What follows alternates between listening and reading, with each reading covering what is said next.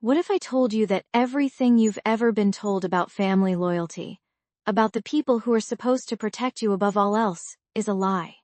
What if I revealed how the very hands that once held you could turn into the instruments of your downfall, orchestrated with chilling precision? My name is Evelyn Reed, and just 6 months ago, I sat across from a bank manager, listening to my own parents, the people who gave me life, declare me mentally unfit. They said I was incapable of managing my own affairs, that my mind had slipped beyond repair. The words cut deeper than any knife, carving a chasm of betrayal right through my soul. Imagine sitting there, in that sterile, air-conditioned office, the fluorescent lights humming overhead, casting a harsh glow on their feigned concern. My mother, with her perfectly coiffed silver hair, dabbed at her eyes with a lace handkerchief, producing not a single tear. My father, usually so stoic, wrung his hands, his voice a low, mournful drone as he painted a picture of my supposed decline. They spoke of erratic behavior, of impulsive decisions, of a growing detachment from reality. They described me as if I were a stranger, a tragic figure they barely recognized, certainly not their daughter. The manager, a kind-faced woman named Ms. Jenkins, watched me with an almost pitying gaze, her pen hovering over a stack of legal documents that would strip away my autonomy, my financial independence, my entire future. That day, the air in that bank felt thick with their lies, suffocating me. I sat silent, numb, watching the charade unfold, the resentment building inside me like a volcanic eruption waiting to explode. Every word they uttered, every fabricated anecdote, was another brick in the wall of their deception, another layer of betrayal cementing their true intentions. They weren't trying to help me, they were trying to erase me, to seize control of everything I had worked for, everything I had built since leaving their suffocating grip years ago. The inheritance from my grandmother, a modest but significant sum meant for my future, was their ultimate prize. My heart pounded, a frantic drumbeat against my ribs, fueled by a terrifying mix of disbelief and a simmering rage. How could the people who raised me orchestrate such a cruel, calculated maneuver? This wasn't just about money, it was about power, about control, about a lifetime of their subtle manipulations, finally culminating in this monstrous act. I remembered countless instances, small slights, dismissive comments, all designed to chip away at my confidence, to keep me perpetually dependent. Now it was clear, they wanted to ensure I would never truly escape their shadow. But they had underestimated me. They had mistaken my shock for submission, my silence for acceptance. They hadn't accounted for the years I had spent meticulously documenting every interaction, every suspicious transaction, every veiled threat, as their voices droned on, painting me as a lost cause, a dangerous liability. A single thought crystallized in my mind: this isn't over. The obsession to expose their treachery, to reclaim my life, began to consume me, a relentless fire in my gut. Ms. Jenkins, bless her soul, was simply doing her job. She had a checklist, a procedure. She needed proof, a doctor's note, a legal assessment. My parents had come prepared, a thick folder of meticulously crafted fabrications, signed by a doctor I had never met. They thought they had all their bases covered. They thought they had won. Then, just as the pen was about to descend, just as the finality of their scheme was about to be sealed, I reached into my bag. My hand trembled slightly, but my resolve was iron. I pulled out my own folder, thin but packed with undeniable truth. "Miss Jenkins," I said, my voice surprisingly steady, cutting through the self-righteous pronouncements of my parents. "Before you sign anything, I believe you'll want to see these." The look on my parents' faces shifted from triumphant satisfaction to a chilling, dawning horror. Their eyes widened, their carefully constructed masks of concern crumbling away, revealing the raw panic beneath. They knew, in that instant, that their carefully laid plans were about to unravel. They had no idea what was coming, The meticulous counteroffensive I had been quietly preparing, the mountain of evidence that would expose their every lie. What was in that folder? And how would it utterly shatter their world, turning their moment of victory into a public, humiliating defeat? The truth was about to come crashing down, the weight of their betrayal pressed down on me, a suffocating blanket woven from years of false smiles and whispered promises.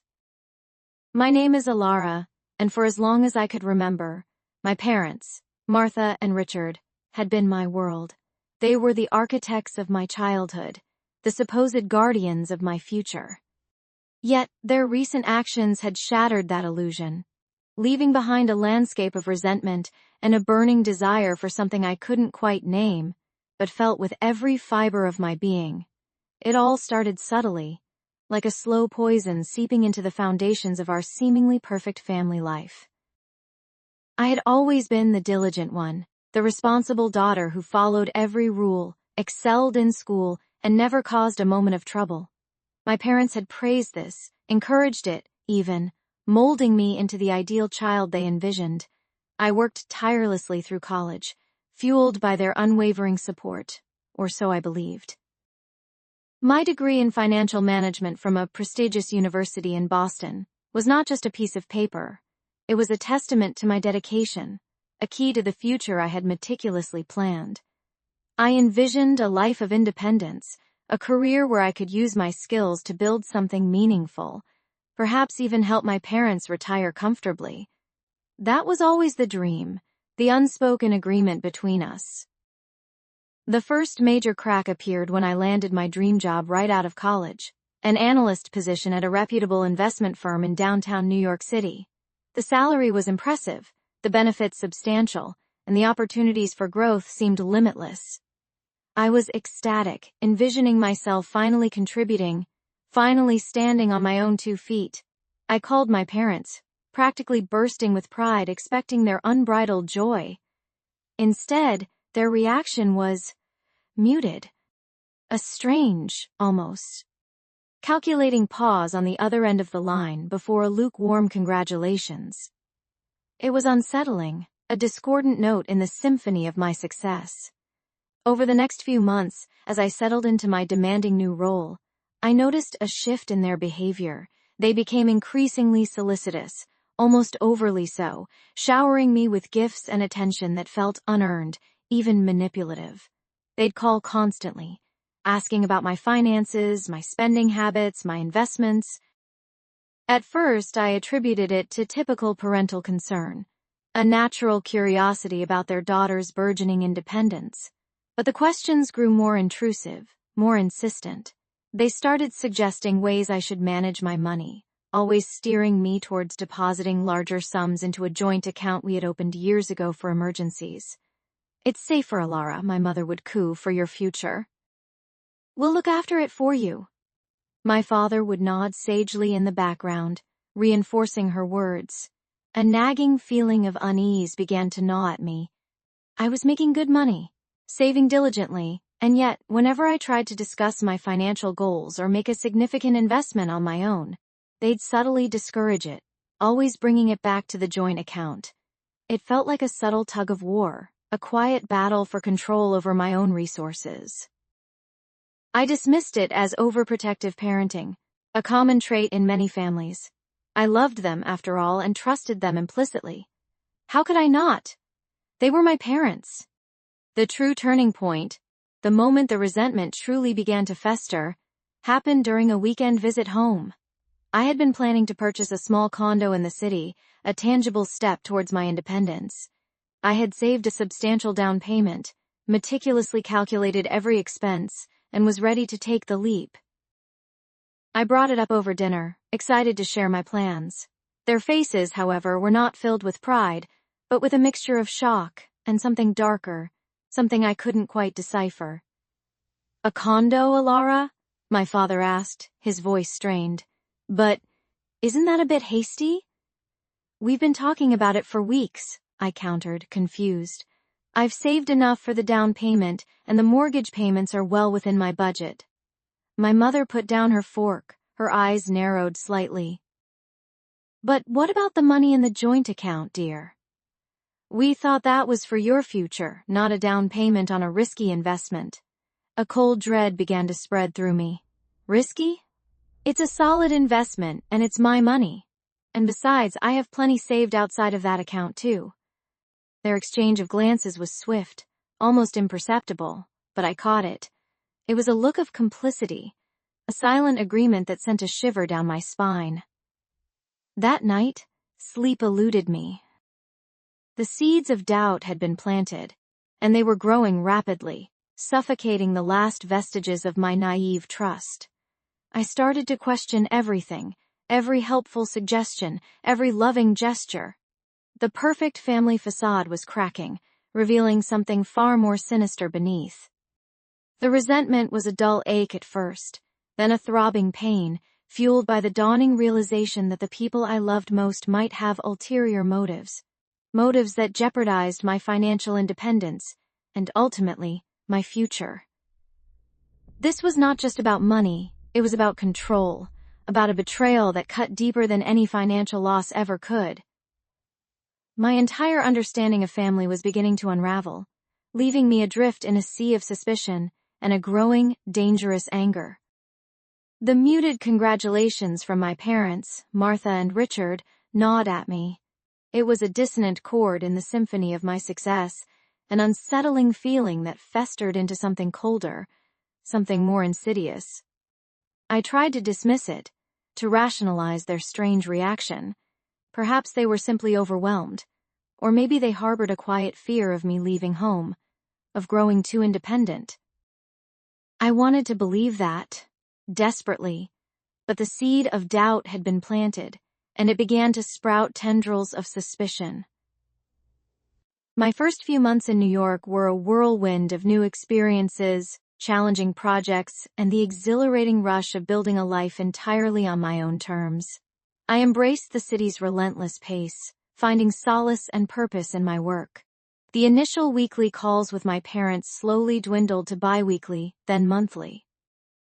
Each conversation felt increasingly strained, punctuated by vague inquiries about my finances and thinly veiled suggestions about saving for a rainy day. They even started hinting at the possibility of investing in a small business venture they were considering, a boutique gift shop that sounded suspiciously like a pipe dream. I politely deflected, explaining that my entry-level salary, while impressive, wasn't quite ready for speculative investments. Their disappointment was palpable, a heavy silence that hung in the air long after I'd hung up. A particularly jarring incident occurred during my first visit home for Thanksgiving. I had planned a surprise, booking a flight and arriving unannounced, eager to see their faces light up. Instead, I walked into an argument. Their voices, usually so controlled, were raised, sharp edges cutting through the quiet suburban air. I heard snippets. The trust fund. She'll find out. Our only chance. My heart pounded in my chest, a frantic drumbeat of alarm. When they finally noticed me standing in the doorway, a frozen tableau of guilt and shock, their faces drained of color. Martha quickly forced a smile, a brittle, unconvincing mask. Richard cleared his throat, his eyes darting nervously. They offered a clumsy explanation about a misunderstanding over a distant relative's inheritance. A story so convoluted it strained credulity. I feigned acceptance, but inside, a cold certainty began to solidify.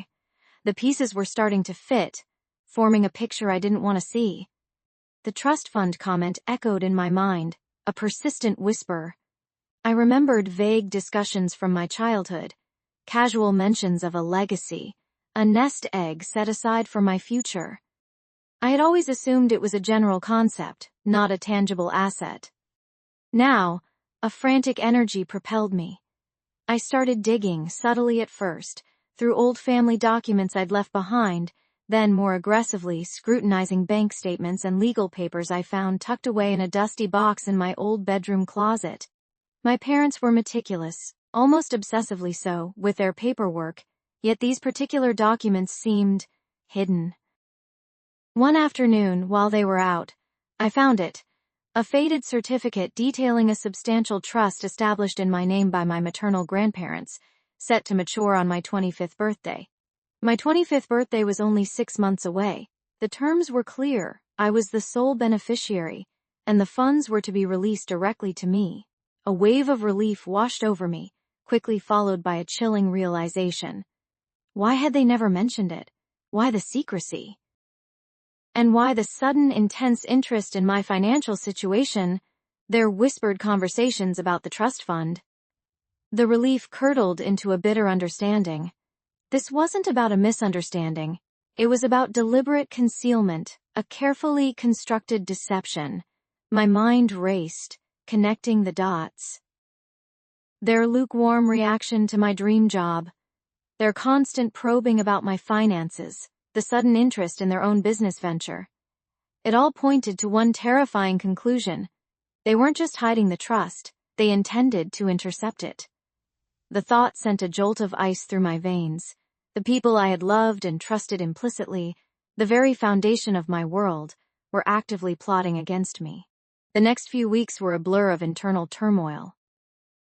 I pretended everything was normal, maintaining a facade of cheerful innocence during our infrequent calls. My voice was calm, my words light, but beneath the surface a storm was brewing. I researched trust laws, consulted with a junior lawyer I knew from college, meticulously gathering every piece of information I could. The more I learned, the more the depth of their potential betrayal became apparent. They couldn't directly access the trust, but there were loopholes, legal avenues they might exploit if they could prove I was incapable of managing my own affairs. The pieces clicked into place with a sickening finality. Their hints, their questions, their very demeanor. It wasn't about my well-being, it was about control, about accessing what they believed was theirs, not mine. The resentment I felt transformed into something sharper, a burning indignation. This wasn't just about money. It was about my autonomy, my future, my very identity. The anger was no longer just growing, it was now a raging inferno, consuming every other emotion. My parents, Martha and Richard, were not just my guardians, they were now my adversaries. That muted reaction, the calculating pause, it gnawed at me. My parents, Martha and Richard, had always projected an image of unwavering support, but now I saw the cracks. It wasn't just a lukewarm congratulations, it was a subtle shift in their demeanor, a tightening around their eyes whenever my career came up. They started offering unsolicited advice, thinly veiled. Criticisms about my choices, always implying I could do better, which I now understood meant closer to home and under their watchful eye. Their pronouncements about my future became less about my aspirations and more about their expectations, a future where I was firmly tethered to their orbit. The indignation I felt festered, turning into a bitter resentment. I had poured my heart and soul into that degree, sacrificed countless nights, all for a dream I thought we shared. Now, it felt like a betrayal. They weren't proud of my independence, they resented it. They saw my success not as a triumph for their daughter, but as a loss of control over their asset. The thought was a chilling realization, transforming the warmth I once felt for them into a cold, hard knot in my stomach. I began to see their past support through a different lens. Every kind word, every encouraging gesture, now tainted with the suspicion of manipulation. My first year in New York was a whirlwind of long hours, demanding projects, and the exhilarating rush of proving myself. I excelled, quickly moving up the ranks, exceeding every expectation. With each promotion, each raise, I sent them updates, hoping for a genuine spark of pride, a return to the parents I thought I knew. Instead, their calls grew less frequent, their questions more pointed. They started asking about my savings, about my investments, always with a casual air that felt anything but. "Are you being smart with your money, they?" Martha would ask, her voice laced with an almost imperceptible edge. "You know, for your future." Richard would chime in, "A good nest egg is important, you never know what might happen." It felt less like concern and more like an audit. Then came the shocking news. My grandmother, Martha's mother, passed away peacefully in her sleep. It was a sad moment, but also one of reflection. My grandmother had been a fierce, independent woman, a matriarch who had built her own small business from the ground up. I flew home for the funeral, dreading the inevitable family drama, but hoping for a moment of shared grief that might bridge the growing chasm between us. The funeral itself was a blur of hushed condolences and forced smiles. Afterward, during the reading of the will, the true nature of their intentions began to unravel. My grandmother, in her wisdom, had left a substantial portion of her estate directly to me. It wasn't a fortune, but it was a significant sum, enough to put a down payment on a small apartment in New York, enough to solidify my financial independence. When the lawyer read out my name, a stunned silence fell over the room. Martha's face, usually so composed, contorted into a mask of barely suppressed fury. Richard's jaw tightened, his eyes narrowing as he stared at the lawyer, then at me.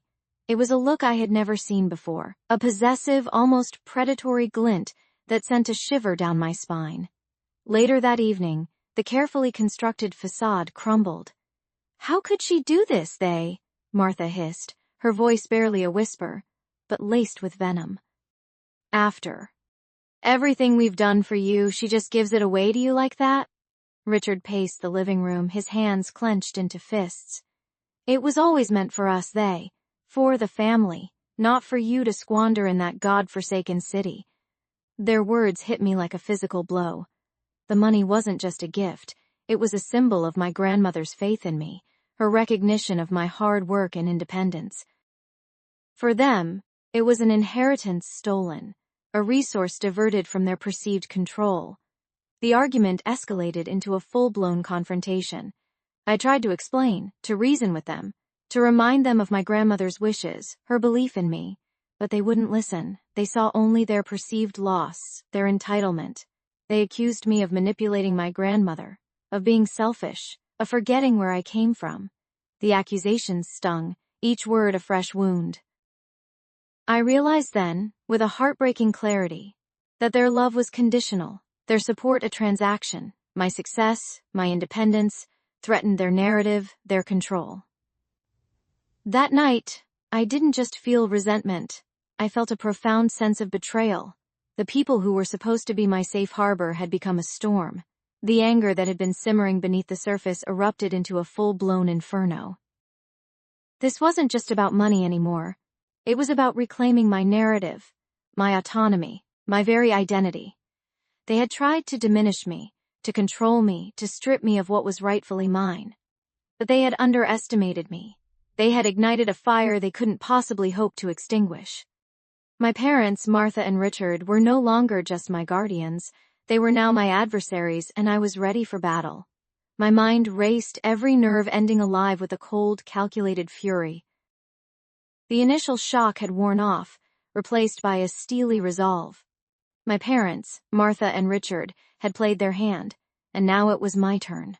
I understood their game, the twisted logic behind their actions. They saw my independence, my success, not as something to celebrate, but as a threat, a loss of control. The bank incident, the declaration of my supposed mental incapacity, was their desperate attempt to reel me back in, to shackle me to their will. But they had miscalculated. They had underestimated the fire they had ignited within me. The first step was to gather my defenses. I immediately contacted a lawyer, a sharp, no-nonsense woman specializing in financial law and elder abuse cases, recommended by a colleague. Her name was Miss Albright, and her reputation preceded her. During our initial consultation, as I recounted the bizarre events at the bank, her expression remained impassive, but her eyes held a flicker of understanding, a quiet recognition of the insidious nature of familial betrayal. She explained the legal implications, the uphill battle I faced, but also the avenues open to me. This wasn't just about reclaiming my accounts. It was about proving my sanity, my capability, and exposing their malicious intent.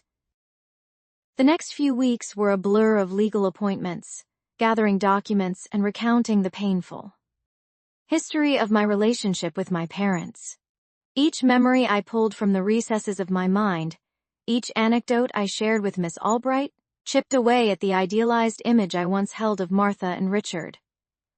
I spoke of the subtle manipulations, the emotional blackmail, the way my achievements were always subtly undermined, never fully celebrated.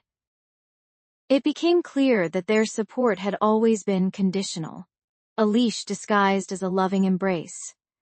They wanted a puppet, not a person. One afternoon, a letter arrived from the bank, a formal notification that my accounts had been frozen pending a full mental health evaluation. It was signed by the branch manager, the same man who had looked at me with such pity. A chill ran down my spine, but it was quickly replaced by a surge of defiance. This was it, the official declaration of war.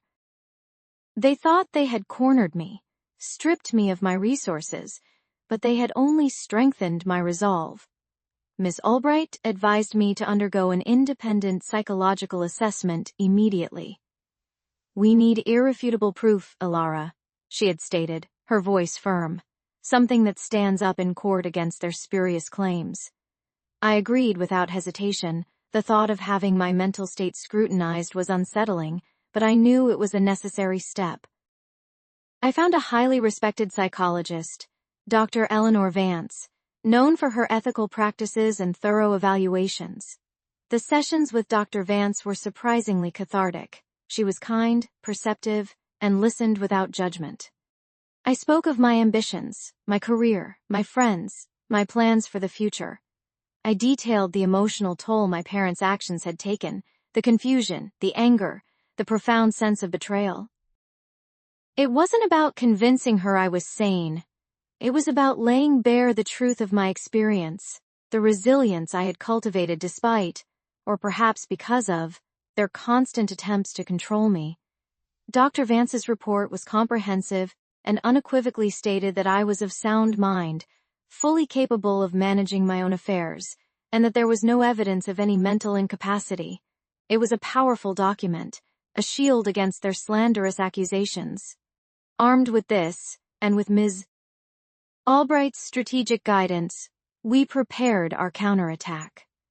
The goal was not just to unfreeze my accounts, but to expose their malicious intent and seek legal redress for the emotional distress and financial disruption they had caused. The day came for the hearing, a private session before a judge. My parents, Martha and Richard, sat across the room, their faces a mask of righteous indignation. They still believed they were in the right, that they were protecting me.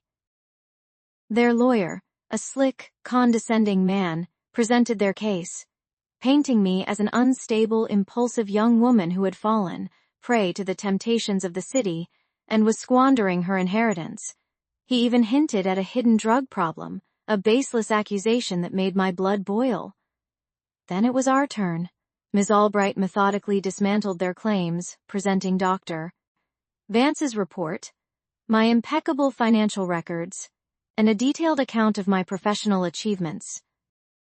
She highlighted the timing of their intervention, just as I was achieving significant financial independence. She even brought up the subtle patterns of control and manipulation throughout my childhood, painting a clear picture of their long-standing desire to dominate my life. The judge, a stern-faced woman with an air of quiet authority, listened intently, occasionally interjecting with sharp questions. My parents looked increasingly uncomfortable, their confident smiles faltering. They had expected an easy victory, a swift return to their perceived control. They had not anticipated a daughter who would fight back with such ferocity, armed with truth and legal acumen. The climax was approaching, a reckoning long overdue. I could feel the tension in the room, thick and suffocating. The judge's gaze shifted between us, her expression unreadable. This wasn't just a legal battle, it was a battle for my very identity, for the right to chart my own course. They had tried to erase me, to rewrite my story, but I was here, standing firm, ready to reclaim my narrative, one irrefutable document at a time. The battle was far from over, but for the first time in a long time, I felt a surge of hope, a powerful belief that justice finally was within my grasp. The courtroom air crackled with an almost palpable tension. Every eye in the room was fixed on me, then on my parents, Martha and Richard, who sat across the aisle. Their faces a mask of forced composure. Their carefully constructed facade, however, was beginning to crack. The judge, a stern woman with an unwavering gaze, had just announced the preliminary findings from the independent financial investigation I had tirelessly pushed for. This wasn't just a legal battle, it was a battle for my very identity, for the right to chart my own course. They had tried to erase me, to rewrite my story, but I was here, standing firm, ready to reclaim my narrative, one irrefutable document at a time. The battle was far from over, but for the first time in a long time, I felt a surge of hope, a powerful belief that justice, finally, was within my grasp. The investigator's report laid bare a systematic pattern of financial manipulation, a web of deceit woven so intricately it was almost artistic. It detailed how, for years, my parents had diverted funds from my trust, funds meant for my education and future, into their own speculative ventures. The numbers flashed on the large screen, stark and unforgiving.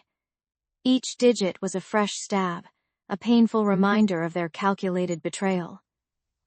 My academic scholarships, the grants I had worked so hard to earn, even the small inheritance from my grandmother, all had been systematically siphoned away. They had not supported my education, they had merely allowed me to believe they were, all while lining their own pockets with my hard-won achievements. The sheer audacity of it left me breathless, yet strangely resolved. Then came the testimony of Mr. Harrison, the bank manager. He recounted, with a slight tremor in his voice, the day my parents had brought me to the bank, their faces etched with feigned concern. He described how they had painted a picture of a mentally unstable daughter, prone to impulsive decisions, incapable of managing her own finances. He detailed their request to have me declared incompetent, to seize control of my accounts. My parents shifted uncomfortably in their seats, their eyes darting around the room, avoiding my gaze. The memory of that day, the cold dread that had washed over me, resurfaced with a vengeance. I remembered their patronizing smiles, their soothing words designed to disarm me, to make me believe they were acting in my best interest. But Mr. Harrison, thankfully, had been meticulous. He recalled my calm demeanor, my precise answers to his questions, and the perfectly organized financial documents I had presented that day. He testified how my parents' narrative had crumbled under even the slightest scrutiny, contradicted by the very evidence I had unknowingly provided. He spoke of the immediate red flags, the inconsistencies in their story, and the quiet alarm bells that had gone off in his head. His words were a balm to my wounded spirit, a confirmation that I hadn't been imagining the insidious undercurrents of that day. He had seen through their charade, even if I hadn't fully grasped its depth at the time. My lawyer, a sharp, no-nonsense woman named Evelyn, then presented the meticulously compiled evidence of their financial mismanagement, their reckless investments, and the mounting debts they had accumulated. She showed how my parents, facing imminent financial ruin, had seen my burgeoning career and substantial savings as their last, desperate lifeline. The cold, hard facts painted a devastating portrait of avarice and calculated deception. It wasn't just about money. It was about their willingness to sacrifice their own daughter's future for their selfish gain. The weight of this realization hit me anew, a fresh wave of pain washing over the lingering resentment. They had not just stolen my money, they had tried to steal my future, my independence, my very sense of self-worth. As Evelyn concluded her presentation, the judge's expression hardened. She looked directly at Martha and Richard, her voice cutting through the silence.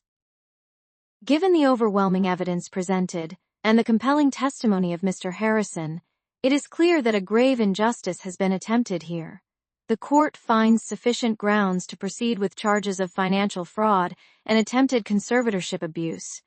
The gavel struck, a sharp, decisive sound that echoed through the courtroom, signifying not an end, but a profound shift.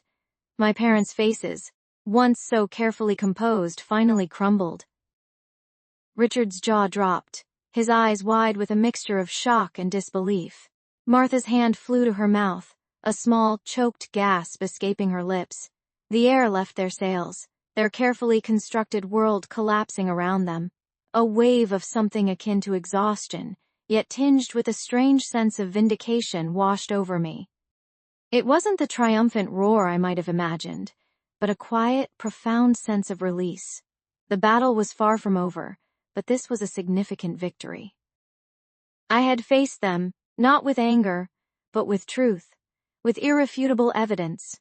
I had stood up for myself, for the person they had tried to erase. The path ahead was still uncertain, but for the first time in a long time, I felt truly free. The chains of their manipulation, forged over a lifetime, were finally beginning to loosen. I looked at them, their faces a study in defeat, and felt no joy, only a profound sadness for what we had lost and a fierce determination for what I would build next. My narrative, once hijacked, was now firmly back in my own hands. The courtroom was a sterile, unforgiving space, its air thick with unspoken accusations and the heavy scent of old paper. My parents, Martha and Richard, sat opposite me, their faces etched with a peculiar blend of fear and indignation. The judge, a woman with kind eyes but an unyielding demeanor, looked from them to me, then back again. This wasn't the dramatic confrontation I had once envisioned, no fiery declarations or vengeful monologues. This was the quiet, methodical dismantling of a lie, piece by painful piece. My legal team had meticulously built the case, presenting the overwhelming evidence of their financial manipulation, the doctored documents, the unauthorized transfers, the deliberate attempts to undermine my professional standing. The bank manager's testimony, delivered with a reluctant but that was significant, firm voice, had been a crucial turning point. He recounted the day they had walked in, confidently declaring me mentally unfit, and then the stark contrast when I presented my own meticulously kept records, my clear-headed explanation of my finances, and the medical evaluations that unequivocally stated my mental competence. His words painted a damning picture of their desperate scheme. As the proceedings unfolded, I felt a strange detachment. The resentment, once a burning inferno, had cooled to a persistent ache. The betrayal still stung, a phantom limb of trust severed violently. But the obsession, that all-consuming need for vindication, had transformed. It wasn't about making them suffer anymore, it was about reclaiming my truth, about finally stepping out from under the suffocating shadow of their control. This wasn't revenge in the traditional sense. It was a profound act of self-preservation, a declaration of my own sovereignty. Their defense, built on a shaky foundation of supposed parental concern and misguided attempts to protect me, crumbled under the weight of the facts.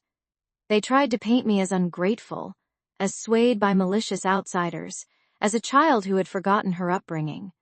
But their words rang hollow against the irrefutable evidence of their calculated deception. The judge listened patiently, her gaze unwavering, absorbing every detail. Then came the verdict.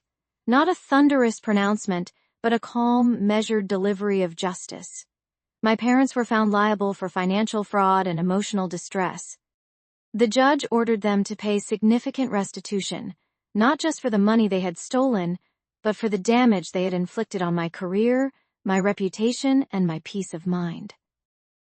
Their faces, once filled with a defiant arrogance, now sagged with genuine shock. They had truly believed they would get away with it, that their status as parents would shield them from accountability. The moment the gavel struck, a wave of bittersweet closure washed over me. It wasn't the joyous triumph I might have expected. There was no dancing in the streets, no sense of giddy victory. Instead, there was a profound sadness for the family I had lost, the parents I had once adored, who had chosen greed and control over love and trust. The cost of this victory was immense, paid in shattered memories and a gaping wound where my familial bonds once lay. Leaving the courtroom, I didn't look back. The air outside felt different, lighter, as if a great weight had been lifted from my shoulders. The chains of their manipulation, forged over a lifetime, were not just loosened, they were shattered. I looked at the world with new eyes, no longer filtered through the lens of their expectations or their deceit. My narrative, once hijacked, was now firmly back in my own hands, and I was the undisputed author of its next chapter. The path forward was uncertain, but for the first time in a long time, I felt truly free. The lessons learned were etched deep within me: the importance of vigilance, the necessity of self-advocacy, and the unwavering belief in my own worth, independent of anyone else's approval. I had faced their betrayal head-on, pursued justice relentlessly, and emerged, not unscathed, but undeniably stronger. I still had a career to rebuild, a reputation to mend, and a deep well of emotional scars to heal. But I faced it all with a quiet resolve, a newfound strength that had been forged in the fires of their deceit. My future was mine to create, unburdened by their schemes, uncolored by their lies. The road ahead would be challenging, but it would be my road, paved with my choices, guided by my truth. This was not the end of a story, but the powerful beginning of my own authentic life. The courtroom fell silent, a heavy, expectant hush. Every eye in the room was fixed on me, then on my parents, who sat rigid and pale at their defense table. The culmination of months, years even, of simmering resentment, agonizing betrayal, and single-minded obsession had finally arrived. This wasn't just about money anymore. It was about reclaiming my identity, my sanity, and my right to exist as a competent adult in the eyes of the law, and more importantly, in my own eyes. My lawyer, a sharp woman named Sarah who had seen through my parents' facade from our first meeting, stood tall. "Your Honor," she began, her voice cutting through the tension, "the evidence presented today, including the meticulously documented financial transactions, the falsified medical records, and the damning testimony from the bank manager, paints a clear picture. Mr. and Mrs. Thompson systematically attempted to defraud their own child, not just of her inheritance, but of her very autonomy, by declaring her mentally unfit." I watched my mother flinch, her carefully constructed composure cracking. My father, ever the stoic, simply stared ahead, but a muscle twitched in his jaw. The memories flooded back, the condescending smiles, the patronizing whispers, the way they tried to paint me as delusional for questioning their management of my trust fund. They had convinced themselves and tried to convince the world that I was incapable, unstable, a liability. But the documents, the ones I had painstakingly gathered, the ones the bank manager had finally seen, told a different story. They told my story. The judge, a no-nonsense woman with a reputation for fairness, cleared her throat.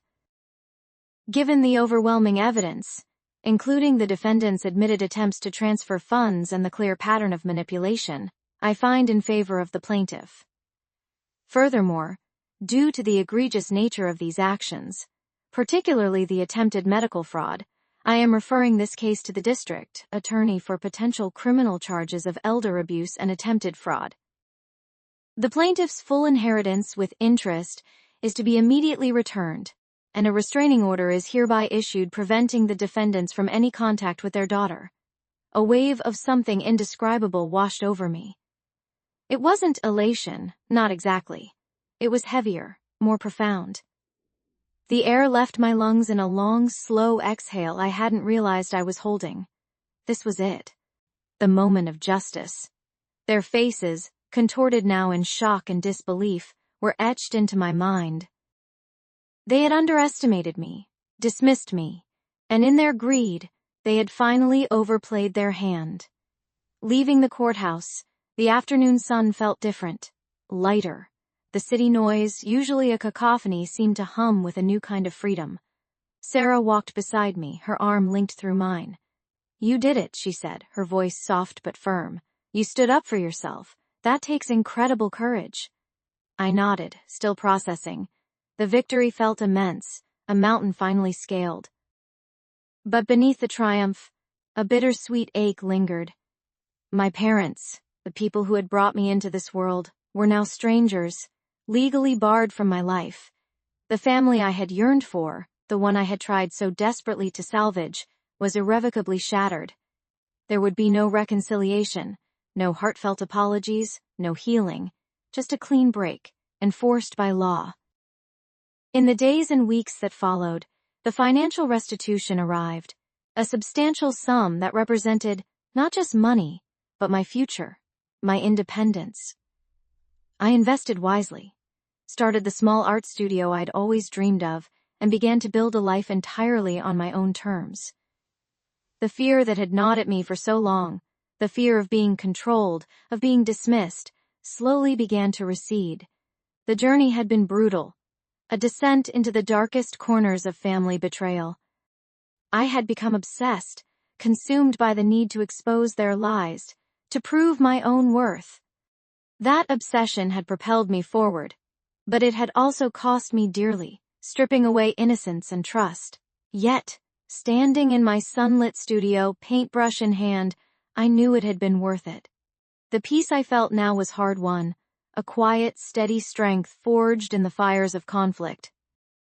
I had learned that true strength wasn't about avoiding pain, but about facing it head-on, even when it came from those who should have loved you most. I was whole again, not despite what they had done, but because I had survived it, and that in itself was the greatest victory.